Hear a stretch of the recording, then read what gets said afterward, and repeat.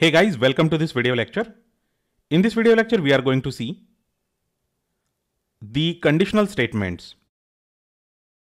So in the earlier video lecture, we saw how to run a MPI for Pi program with Python 3 or Python 2 with MPI run command. So we are just going to copy that program and make some small changes to understand how the conditional statements work in case of parallel programs. So I'm going to edit the program that we have written already so that we really do not have to spend a lot of time in writing the similar code again and again. So I'm just going to delete this line, and here I'm going to say sys.stdout.write my rank is %d/n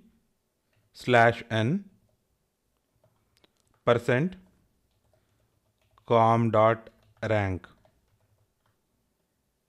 Okay, and I'm just going to delete everything.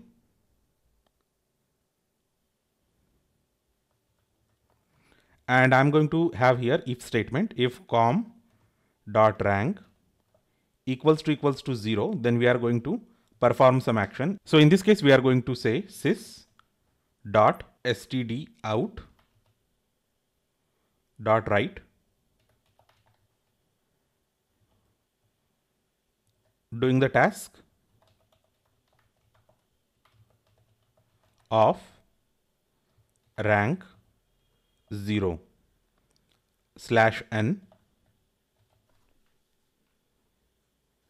and close the bracket. So this statement is going to print this,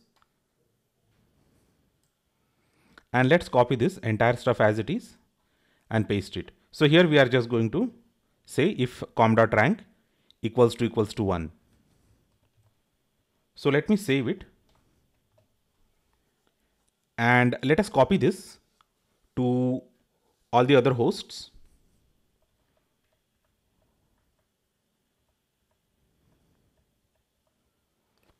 So here this is program 2, and here let's make it 3. So it has been copied to 3, 4, 6. Clear? Now we are going to run it. So let's go to the home directory and let us say MPI run. So we have already run one program. So we are just going to make modification to that MPI run command that we have invoked earlier so that it is going to run program 2.